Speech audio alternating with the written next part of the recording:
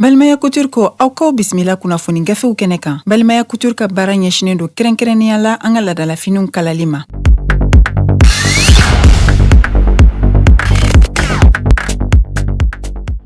Joliba TV Jabarani filɛbaw an balimaw an ka foli ni tanuni an b'o ta ka di aw bɛɛ lajɛlen ma limana an b'a fɔ ɲɛna aw ni ɲankuma min ye aw ka jɛmukan min bɛ sigi don o don ladala jɛmukan don min bɛ tali kɛ kunnafoni di gafew kɔnɔ kuma ka se ka o lakale limana aw bɛ se ka faamuya sɔrɔ jamana kunnafoni la cogo min na y'an sigilen o de kɛnɛ kan bi ye juma ye utukalo ale tile 4 sɔrɔ san 2023 an balima minnu bɛ kan an lamɛn radio Joliba fana sanfɛ limana an tɛ ɲinɛ aw kɔ an b'a fɔ ɲɛna aw danse minnu fana bɛ kan an filɛ an ka bɔlɔlɔw sanfɛla la nin bɛɛ y'an ka kunnafoni di siraw ye an b'aw bɛɛ lajɛlen fo an b'a fɔ ɲɛna aw danse limana kunnafoni di sɛbɛnw an sigikun ye o de ye u caman bɔra bi minnu bɛ yen n'an bɛna an da don olu la minnu kɔni b'an bolo kɔrɔ yan u bɛ tali kɛ jamana ka fasidi sɛbɛn l'essor ale bɛ yan l'indépendant bɛ an bolo kɔrɔ min ye les échos welewele ale bɛ yan nɔ le soir de Bamako ale bɛ yan fo ka taa se aujourd'hui Mali an bɛ sɔrɔ ka kuncɛ ni min ye o ye nouvelle horizon limana ni fasidi sɛbɛn ninnu an bɛna ninnu de lakale aw ka faamuya kama jamana ale kunnafoni a bɛ se ka faamuya cogo min na ayiwa an bɛ don fasidi sɛbɛn min kɔnɔ o ye ayiwa min ye l'essor limana l'essor kumana a ko ayiwa sɛnɛkɛlaw olu ka kuma de bi yan kɛrɛnkɛrɛnnenya la sɛnɛkɛlaw ka nɔgɔ ko n'o ye engrais ye ayiwa a jala k'a fɔ nɔgɔ min bɛ yen n'o ye engrais ye n'a bɛ di sɛnɛkɛlaw ma gouvernement fɛ n'an k'a ma ko engrais subventionné l'essor y'a jira k'a fɔ ko a baaraw limanaw k'a bɛ sen na a tilali bɛ sen na o de la nin bɛna fɔ nin kɔni ye fiɲɛ bɔda walima lafiya da dɔ de fana ye min bɛ ka kɛ Mali sɛnɛkɛlaw ye ko nga b'a la l'essor ka fɔ la nga b'a la sabu Sikaso mara kɔnɔna la a jala k'a fɔ yen nɔ engrais min bɛ ka di jamana ɲɛmɔgɔw fɛ n'o ye engrais subventionné a ko Sikaso mara mɔgɔw bɛ hakɛ min na limanaw ko hakɛ min kan ka di Sikaso o tɛ ka sɔrɔ min ye hali office du Niger fana kɔnɔna la min ye malo sɛnɛyɔrɔba in ye a jala k'a fɔ yen fana yen baara yɛrɛ taabolo kɛlen bɛ ka baaraw bɛɛ lajɛlen sumaya yen nɔ engrais min sɔrɔla an bɛ kɔɔri ka taa se min ye jiridenw ani an ka sumanjalaw olu sɛnɛyɔrɔba ni tɛgɛ min se ka ɲɛsin yɔrɔ min ma Sikaso mara bɛ a la limanaw Sikaso mara min bɛ tali kɛ sɛnɛkɛlaw olu de ye Sikaso mara kɛ Sikaso mara ye n'a fɔra k'a fɔ bi jamana ɲɛmɔgɔw fana kan k'u hakili to Sikaso mara in na kosɛbɛ sabu ko n'i y'a lajɛ engrais min bɛ yen n'a bɛ doni ka taa di yɔrɔ la yɔrɔ min o la min ye l'essor ye ale kɔni wulila ka jɔ u ka ciden min bɛ Sikaso mara kɔnɔ Mariam F Jabate AMAP Sikaso limanaw k'u taara direction régionale de l'agriculture min filɛ nin Sikaso baara in yɛrɛ bɛ ka kɛ cogo min na n'o ye nɔgɔ nin waati in na an bɛ samiyɛ la a bɛ ka di cogo min na sɛnɛkɛlaw bɛ k'a sɔrɔ wa gɛlɛya jumɛn ni jumɛn b'a la o la n'i y'a lajɛ kabini ntɛnɛn tɛmɛnen juillet kalo tile 24 a jarala k'a fɔ min ye direction régionale de l'agriculture ale ye a yira min bɛ Sikaso mara kɔnɔ ko engrais dili daminɛna Sikaso mara in kɔnɔna la yen o la sa a bɛ lahalaya min na sisan min bɛ l'essor maaw fɔ olu kɔni taara direction régionale de l'agriculture u ye min y'u ɲɛna limana o de k'a fɔ sɛnɛkɛlaw minnu bɛ yen ni forobatigiw don dɔw yɛrɛ bɛ yen hectare 81 kaba la o bɛ dɔw bolo o ye dɔ ka seereya yɛrɛ ye min ye malo ye hectare 85 o bɛ dɔw bolo ninnu bɛɛ lajɛlen bɔra u ka togodaw de la i n'a fɔ Jakale Bɛngali limanaw a yɛrɛ bɔra Bɛnkafo laso ka na a ka dugu engrais minɛ limanaw ale ɲininkala l'essor maaw fɛ a ko ayiwa olu kɔni sigin bɛ ka jamana de lajɛ jamana bɛ engrais min d'u ma ayiwa engrais in a tɛ bɔli kɛ nka u kɔni se wɛrɛ t'u ye min bɛ d'u ma u b'o minɛ ka baara kɛ ni o ye o kɛra Jakale Bɛngali ka kuma ye limanaw min ye Aruna Traoré ani Alassane Ouattara olu bɔra u ka dugu y'u ci kalifa na u ka dugu nɔgɔ minɛ olu kɔni y'a jira k'a fɔ olu fɛ yen limanaw foro de fɛnsɛnlen bɛ u 90 malo la o b'u bolo hectare 30 ka taa se hectare 40 ma limanaw min ye kaba ye o b'u bolo nin bɛɛ engrais kan ka ɲini nka ninnu bɛɛ lajɛlen y'a jira k'a fɔ ko bi na u mago bɛ hakɛ min na n'o ye jamana ka nɔgɔ min bɛ di u ma a jarala k'a fɔ ko a tɛ ka labɔliba kɛ ten kosɛbɛ. Limanaw ni hakilila ninnu ni kamanagan ninnu sɛnɛkɛlaw fan fɛ tiɲɛ don wa walima a bɛ lahala jumɛn na min bɛ tali kɛ direction régionale de l'agriculture a ɲɛmɔgɔba Lesor maaw ye ale ɲininka Musa Danbele limanaw a ko bi in na direction régionale de l'agriculture min filɛ nin ye Sikaso tɔni 17,000 ani 932 engrais la o de dira u ma k'u ka tila u ni sɛnɛkɛlaw ni ɲɔgɔn cɛ nka min yɛrɛ sera min b'u bolokɔrɔ u bɛ ka min tila bi limanaw ko o ye tɔni 7,000 ani 333 ani murumuru 9 o de b'u bolokɔrɔ bi yɔrɔ o b'a sɔrɔ caman b'a jɛ a kɛra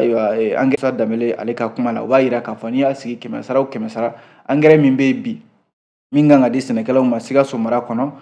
ko a tɛ tɛmɛ 12 kan o b'a yira tɔ 88 limanaw o de kɛmɛ ka majɛ kɛ bi engrais yɛrɛ min bɛ ka di n'o ye engrais subventionné ye a bɔrɛ kilo 50,000 ani 800 kunnafoni filɛ limanaw an ye nin bɔ Lesor kɔnɔ aw bonya b'a la.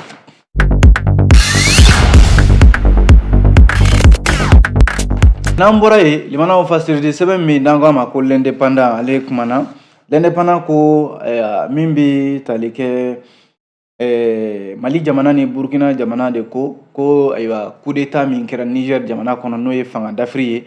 ko olu tɛna to kɔ sabu ko CEDEAO ko a na wuli limanaw ka taa ayiwa jakuya ne u ma sɔn kuma ɲɔgɔnya ma maa minnu ye fanga minɛ Niger ayiwa k'u na a ko yɛrɛ kɛ jagoya ye an fɛ Mali kɔnɔna la yan limanaw politiki maaw caman de bɛ ka u hakilila di a ko in kan o dɔ ye Ismaila Sako a ka politiki tɔn kɔrɔ in n'o ye PSDA ye yɔrɔ politiki tɔn yɛrɛ a ci CEDEAO ka kɛlɛcɛ minnu bɛna wuli ka taa jagoya ko fo ka taa fanga minɛ Niger fangatigiw bolo nin waati in na ko a kɛra Mali ye wo a kɛra Burkina Faso ye wo limanaw ko fanga tɛ ni jamana fila si la k'a fɔ k'u b'u kɔkɔ da CEDEAO jamana na k'u na kɛlɛ kɛ ka Niger jamana lafasa o la Ismaila Sako PSDA politiki tɔn kɔrɔ in a ɲɛmɔgɔ n'o ye Ismaila Sako ye a ko Mali ale k'a fɔ ko k'a bɛ bɔ hali CEDEAO la ko kɔni bɛna fɔ Mali min sigi ka i miiri don min tɛ bi ye a kɔlɔlɔw la o la Ismaila ko CEDEAO bɛ k'i labɛn min ye hali CEDEAO kɛlɛcɛ ɲɛmɔgɔw olu sigilen bɛ bi k'u labɛn ko ni a tɔ tora yamaruya dɔrɔn de ka di u ma u ka kɛlɛbolo wuli ka taa Niger jamana kɔnɔ o waati kelen la an fɛ Mali kɔnɔna la yan limanaw politiki tɔn ɲɛmɔgɔw olu bɛ ka u hakilila di a ko la Ismaila Sako y'o dɔ ye ale kɔni y'a jira k'a fɔ bi min bɛ tali kɛ CEDEAO ko in CEDEAO ka wuli ko a bɛ taa fanga jagoya ndaraki ni Mali ko k'a b'i sen don o ko la Ismaila Sako ko ale kɔni tɛ fɛ a ka jamana a ka t'i yɛrɛ don kɛlɛ wɛrɛ la tuguni ko kɛlɛ min bɛ yen a ye jamanakuntigi yɛrɛ ta tɔgɔ ma colonel Assimi Goïta ko ni kɛlɛ b'a bolo a kan ka kɛlɛ min kɛ a kan k'i jija de ka kɔngɔ kɛlɛ a kan k'i jija limanaw ka yuruku kɛlɛ a kan k'i jija ayiwa fanga taabolo juguya min bɛ yen n'o ye mauvaise gouvernance ye limanaw ko o ka se ka kɛlɛ ka bɔ yen nɔ ni kɛlɛ bɛ Assimi Goïta bolo k'a kan k'o kɛlɛ de kɛ Ismaila Sako ka kuma don limanaw PSDA kɔrɔ a tilala k'i kanto ko Mali man ka i yɛrɛ don kɛlɛ wɛrɛ la Mali kan ka kɛ de kuma ɲɔgɔnya Mali kan ka kɛ miseli de ka kalali kɛ bi sabu Mali y'an sigiɲɔgɔn jamana min ye a fɔra k'a fɔ ko Mohamed Bazoum ka fanga darakira Mali de kan ka kuma ɲɔgɔnya o boloda k'a fɔ ayiwa coup d'état min kɛra Niger u ka sigi ka kuma ko bɛn bɛ se ka k'a la cogo min na n'o tɛ ni CEDEAO wulila ko a b'i da don nin ko in na CEDEAO yɛrɛ ta de ye basigi ka na sabu ko ale bɛ CEDEAO fo o ko la kosɛbɛ ni Mali ko k'a bɛ tila ka o kɛ kɛlɛ wɛrɛ ye ko ni Mali kun kan ka hali bɔ CEDEAO la waati min na CEDEAO ye ɲangi bin Mali kan limanaw ko o waati de kun ye Mali bɔ waati ɲuman ye ayiwa CEDEAO jɛkulu kɔnɔ n'a fɔra k'a fɔ nin waati in na ko ni CEDEAO ko fanga dafirila jamana dɔ kɔnɔ k'a bɛ taa ayiwa i sen don o ko la ni Mali de ko fo a ka i sen don o ko fana na k'a sɔrɔ a ka sira tɛ ayiwa Ismaila Sako ko Mali kɔni ma ti ka jo kɛlɛ kɛ a bɛna t'i sen don ko de la ko min tɛ a ɲɛsira la ayiwa limanaw nin tɛ ne ka kuma ye dɛ l'indépendant kɔnɔna la bi min ye Ismaila Sako ale de ka kuma don aw bonya bɛ kunnafoni na.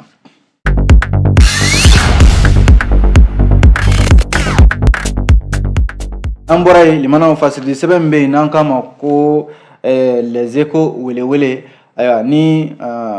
dɔw ko Mali ayiwa an ka bɔ CEDEAO la limanaw min ye yɛrɛwolo debout sur les remparts ale ko Mali tɛ se ka bɔ CEDEAO la dɛ Mali tɛ se ka bɔ CEDEAO la cogoya si la nka ko bɛ wele bila CEDEAO ma a ka lamɛnni de kɛ a kana i tulo ci min bɛ tali kɛ welewele dakanw jamana minnu bɛ yen n'olu bɛ tɔn in kɔnɔna la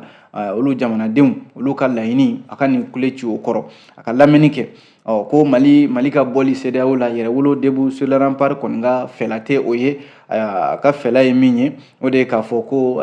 bi bi in na n'a fɔra k'a fɔ jɛrɛjɛkulu min bɛ farafinna tilebiyan fan fɛ n'o ye communauté économique des états de l'Afrique de l'Ouest limanaw n'a a dɛsɛ kan kɛra k'a fɔ de ko fa diyagoya ka wuli ka taa fanga min dafirila Niger ko diyagoya ka wuli k'o fanga sama ka tila k'a di u ka jamanakuntigi Mohamed Bazoum ma min bɛ tali kɛ yɛrɛwolo debout sur les remparts ko CEDEAO kana i ta ayiwa maaw fɛ minnu bɛ k'u su jamana minnu bɛ yen ni olu de bɛ ka ayiwa CEDEAO k'i dogo CEDEAO kɔfɛ u ye Faransi yɛrɛ ta tɔgɔ ma u ko Faransi nin ko in n'i ye Faransi den sabu ko Faransi dɛsɛra cogo sugu bɛɛ lajɛlen la hali Mali yɛrɛ la u ka a bɛ fɔ min ma ko impérialisme occidental jamana walima ka na farafin jamanaw kɔnɔ u ka nafa ye min yɛrɛ ye diyagoya fo k'o ta ka taa n'o ye a jirala k'a fɔ Faransi kɔni dɛsɛ bolo ma a bɛ ka dɛsɛ farafinna yɛrɛ de bɛ ka tila a la bi a ka jamana minnu mara la jamana minnu bɛ yen n'olu tun b'a ka mara kɔnɔna la ayiwa olu bɛ ka tila min filɛ wɔlɔfɔbugu bolibana jamana u ka ɲɛmɔgɔ ninnu caman a bɛɛ lajɛlen ye kuma ta secrétaire politique administratif yɛrɛwolo debout sur les remparts n'o ye Musa Jara ye ale de ye kuma in yɛrɛ fɔ ale ko Faransi min filɛ nin limanaw Faransi gɛnna ka bɔ Mali kɔnɔna la yan nɔ ka sababu kɛ a ka walejuguw ye o Faransi kelen de tilala ka taa sigiyɔrɔ wɛrɛ ma sɔrɔ a la fo n'a kɛra Niger jamana kɔnɔna ye ko ka sɔrɔ k'i ɲɛsin k'a fɔ ko fo ayiwa Sahel jamanaw fo a ka basigi don o kɔnɔna la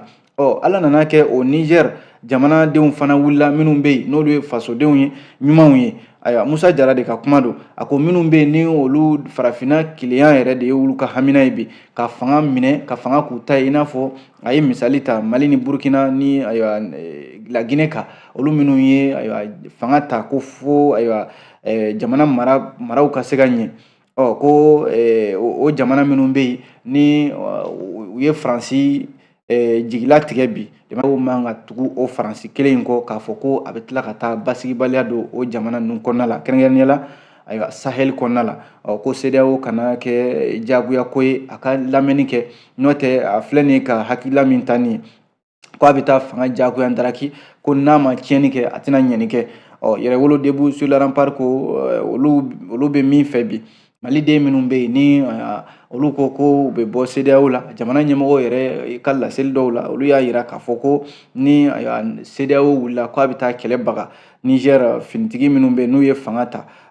ko u bɛ taa fanga ka kɛlɛ baga u ma k'a ma se k'a fɔ Mali k'a fɔ a bɛ sen don o kɛlɛ la Mali man k'a fɔ yɛrɛ k'a bɛ bɔ CEDEAO kɔnɔna la minnu ye fanga ta ko maaw don minnu bɛ yen n'u bɛ fɛ de ka bɔ jɔnya juru kɔnɔna la minnu bɛ yen ni u sɔmina k'a fɔ Faransi min n'ale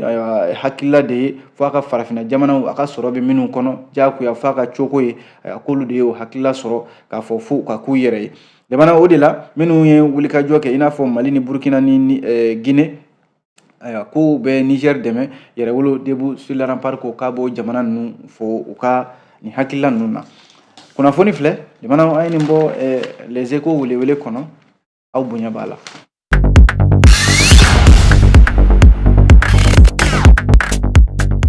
yen fasidi sɛbɛn bɛ yen n'an k'a ma ko le soir de Bamako limanaw soir de Bamako ale kumana a ka daɲɛ fɔlɔ la min ye Senegal ni Côte d'Ivoire jamana u na fara CEDEAO kan ni CEDEAO kɔni ko k'a bɛ taa Niger ka taa fanga minɛ fanga darakilaw la minnu ye fanga minɛ Mohamed Bazoum na Senegal ani Côte d'Ivoire fana labɛnnen bɛ an ka kɔni gosi ka ban ko ayiwa a ye wuli an ka taa fanga minɛ min ye Senegal jamana ani Côte d'Ivoire jamana olu de fana ko k'olu sɔnna k'olu bɛ don o da in fɛ limanaw n'i y'a lajɛ yɔrɔ Nigeria min n'ale ni Niger bɛ dancɛ bɔ ale yɛrɛ labɛnnen bɛ o ko la kosɛbɛ. Jamana fila tɔ minnu bɛ yen n'olu bɛ CEDEAO kɔnɔ i n'a fɔ Senegal ni Côte d'Ivoire olu fana nga b'a la dɛ, ko u bɛ se ka ko yɛrɛ sɔrɔ a kɔfɛ sabu u ka jamana minnu bɛ yen Senegal ni Côte d'Ivoire jamana yɔrɔ an ma tila fɔlɔ fanga dafiri ko kuma minnu bɛ sen na jɔnni de kun hakili b'a la k'a fɔ ko Niger fanga dafiri bɛna kɛ ka bɛn ni nin waati in ye min ye Senegal ani Côte d'Ivoire jamana olu minnu bɛ yen ni u ye nin hakilila ta ko a bɛ se ka kɛ o jamana ɲɛmɔgɔw minnu bɛ yen ni hakilila wɛrɛ bɛ ka don u kunkolo la ko jamanadenw bɛ se ka hali wuli k'a f'u ɲɛna kun jumɛn na aw fana ye nin hakilila ta k'a bɛ taa fara jamana wɛrɛw kan k'a fɔ ko an na o kɛlɛ o jamana ɲɛmɔgɔw o jamanadenw a finitigiw fana bɛ se ka coup d'état maa t'a fɔ maa tɛ ala deli coup d'état la dɛ nka minnu bɛ yen ni u finitigiw maa bɛ se ka fɔ k'u fana bɛ se ka wuli ka fanga ndaraki min ye Côte d'Ivoire ani Senegal jamana kɔnɔna la. Limanaw ale ye Soir de Bamako kelen ka kuma la min ye Seku Boli. Limanaw Seku Boli ye filaw ka jɛrɛjɛkulu ɲɛmɔgɔ dɔ de ye ko terrorisme n'o ye bamanciya wale ye ko ale kɔni ka hakilila la ko fila bɛɛ tɛ terroriste ye ko nka ko n'i y'a lajɛ 100 o 100 ko 90 Mali kɔnɔna la yan ko ni filaw bɔ terroristiya la ko a tɔ b'a dɛ. Seku Boli de ye nin kuma fɔ a yɛrɛ badenw ma n'o ye filaw ye ko u k'a lajɛ ngalon min bɛ yen ni caman bɛ k'i yɛrɛ ye o ngalon in kɔnɔna la limanaw ka taa baga u yɛrɛ badenw ma ka olu bɔnɛ u ni na kɛrɛnkɛrɛnnen la Moti mara kɔnɔna la Seku Boli ko tiɲɛ yɛrɛ la a ka kan kuma ka kɛ ale baden filaw fɛ sabu fila caman bɛ bi limanaw ko n'i y'a lajɛ Mali kɔnɔna la ko olu de taa b'u yɛrɛ di bamanciya wale la ka min ye u jamanaden gansanw ka taa baga u ma k'u bɔnɛ u ni na minnu bɛ ka u nɛgɛ k'a fɔ k'u ka don jadisiya la walima ko n'i ye maa fa limanaw k'i bɛ don alijinɛ na Seku Boli ko nin tɛ tiɲɛ ye ko bamanci minnu bɛ yen ni olu bɛ k'a fɔ de a ye na fara an kan an ka diinɛ kɛlɛ kɛ walima an ka jadisiya kɛ ko bamanci kelenw yɛrɛ de bɛ taa wuli ka taa zakat n'o ye jaka ye k'o minɛ maaw la ko ni a guanna walima ni Mali finitigiw wulila o maa kelenw kɔ o maa kelenw o jadisi kelenw de bɛ tila ka maa minnu nɛgɛnɛgɛ ka tugu u nɔfɛ ka tila ka olu janfa ko a taa u yɛrɛ di bamanciya wale la u k'u ɲɛ yɛlɛ u k'a lajɛ k'a fɔ u bɛ waleya min na nin ye waleya in tɛ waleya ɲuman ye wa fɛn de don a bɛ kɛ sababu ye ka olu yɛrɛ ka baden minnu bɛ yen n'o ye filaw ye k'u bɛɛ lajɛlen tɔgɔ tiɲɛ o de la Seku Boli ko min ye n'i y'a lajɛ Mali kɔnɔna la yan jadisiw caman de bɛ yen ko 100 o 90 limanaw ko ni filaw bɔ a la k'a tɔ b'a dɛn dɛ o de la a ko k'ale yɛrɛ ye fila ye k'a sera ale fila ɲɔgɔnw minnu bɛ yen ni olu t'u yɛrɛ ye nin kɔnɔna la u ka wuli u ka kuma ɲɔgɔnyaw u ka cidenw wuli ka se ka taa kuma minnu bɛ yen n'olu b'u k'u yɛrɛ di nin bamanciya wale ma ka gɛlɛya ta ka ɲɛsin u yɛrɛ ma ko tɛgɛ di ɲɔgɔn ma limanaw ani kuma ɲɔgɔnya Seku Boli ka kuma don dɛ ka jate la filaw de ka ca bamanciya wale tigilama ninnu na kosɛbɛ ko wa dɔwɛrɛ tɛ dɛ ko janfan jɛkuluw de don a tɛ ɲɛtaga foyi t'a la a tɛ bi ɲɛ a tɛ sini ɲɛ fila minnu b'a la limanaw u k'a lajɛ u k'u yɛrɛ sama ka bɔ nin wale ninnu kɔnɔna la kunnafoni filɛ limanaw an ye nin bɔ Soir de Bamako kɔnɔ aw bonya b'a la.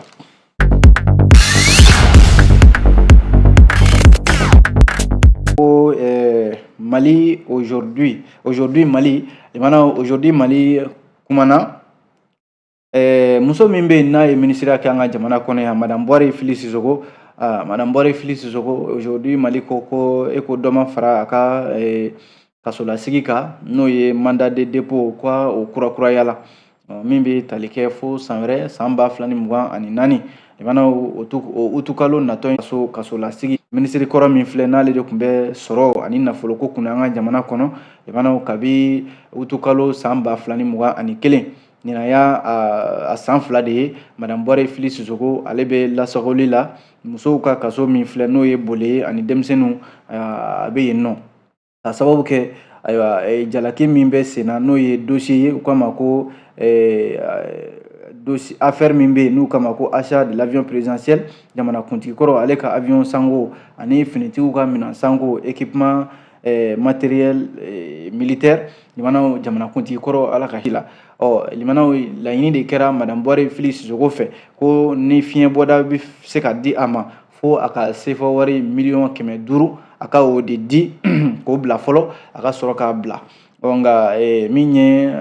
limanaw a yɛrɛ tɔɲa minisiri dɔ tun bɛ yen o tun bɛ nin lahala kelen kɔnɔ n'o ye Mahamadu Kamara ye o bɛɛ lajɛlen kun ye minisiriya kɛ Ibrahim Boubacar Keita ka waati kelen na o Mahamadu Kamara in laɲini kelen min kɛra fili fɛ limanaw o laɲini kelen in kɛra ale Mahamadu Kamara fɛ nka ale kɔni sera ka nafolo kofɔlen min ɲinina fɛ ale y'o di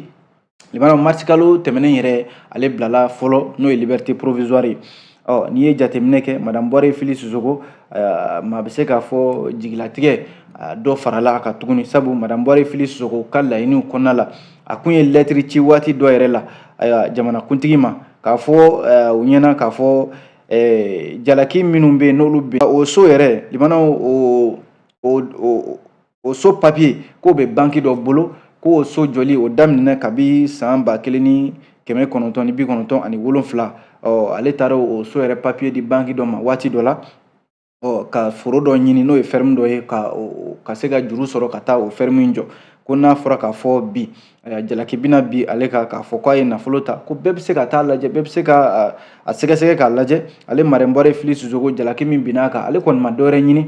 ayiwa nafolo min ɲinina ale fɛ a t'ale bolo jango k'a fɔ k'a sara ko waati dɔ la Cour suprême ye laɲini kɛ ale ka nafolo in sara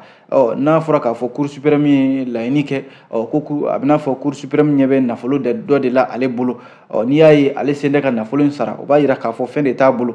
ko fɛn min kelen min b'a bolo a filɛ ka o de ɲɛfɔ madame Bɔre Fili Sisoko ka lɛtiri kɔnɔna la a ko ale bɛ min ɲini bi limanaw kiiri ka tigɛ walasa tiɲɛ ani nkalon ka se ka bɔ ɲɔgɔn na a y'o laɲini min kɛ dɛ limanaw halisa o fana de sen tɛ ka kɛ kunnafoni bɔra ka bin kunungo yɛrɛ k'a fɔ affaire min filɛ nin n'a bɛ madame Bɔre Fili Sisoko kun kan ko a bɛna fɔ a ka kasolasigi dɔ farala kan dɛ limanaw fo san wɛrɛ o tokalo tile 26 san 2024 madame Bɔre Fili Sisoko ani sigi ka makɔnɔni kɛ kunnafoni filɛ limanaw an ye nin bɔ aujourd'hui Mali kɔnɔ aw bonya b'a la.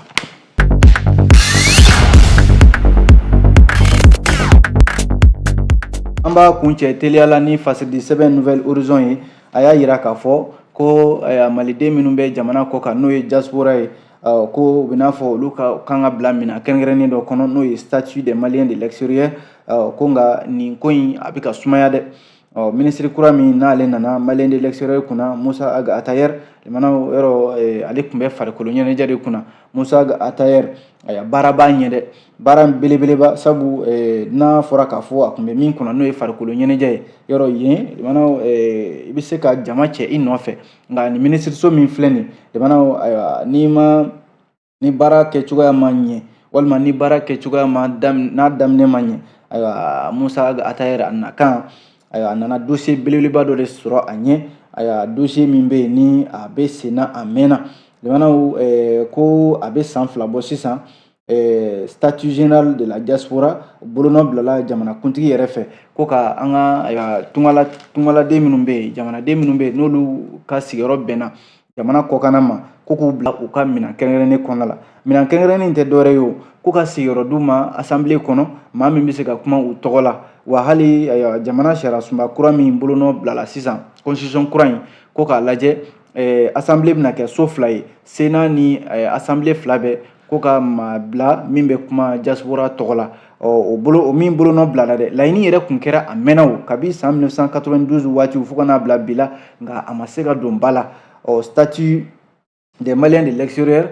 ka tungaladen minnu bɛ jamana kɔ kan k'u bila u ka hakɛ kɔnɔna la nka limanaw a yala k'a fɔ halisa ni laɲini a sen tɛ ka kɛ dɛ o de la minisiri kura in n'o ye Musa Aga Atayer ye a yala k'a fɔ fɛn damadɔ bɛ yen a kan k'i janto o la sabu maliden dɔw yɛrɛ bɛ yen olu bɛ Bamako yan u ye san caman kɛ yan nka kalataw mana kɛ walima fɛn wɛrɛw mana kɛ tungalatalaw tɔgɔ la u bɛ wuli ka u jɔ k'a fɔ k'olu bɛ jamana kɔ kan k'a sɔrɔ dugu sigilen bɛ yan ni fɛn damadɔ gɛlɛyaw bɛ yen Musa Aga Atayer a kan k'i ɲɛsin fɛn minnu ma hali ni kalataw yanni olu ka se minnu bɛ yen ni olu ka hakɛw ni u kan ka kala ta ambassade minnu bɛ jamana kɔ kan ni maliden minnu bɛ yen u kɛn bɛ ka t'u cɛw sɛbɛn yen u b'a dɔn k'a fɔ olu sigilen hakɛw kan ka di u ma minnu sigilen bɛ Bamako yan minnu bɛ ka olu ka hakɛw ta k'a bila u kunna k'a sɔrɔ ni fɛn min don bolonɔ bilala sɛbɛn de don sariya don nka halisa a sen tɛ ka don ba la an b'a bila yan limanaw an ye nin sɔrɔ fasidi sɛbɛn nouvelle horizon kɔnɔ ni ala sɔnna sini tɛ dɔgɔkun wɛrɛ sa kɛ an na ɲɔgɔn sɔrɔ yan gafe kuraw mana bɔ k'o lakale an b'a fɔ a kan bɛɛ diɲɛ waati wɛrɛ. Ni kun y'aw ka kunnafoni gafew kɛnɛ ye ni Balimaya Couture ka dɛmɛ ye. Balimaya Couture ka baara ɲɛsinen don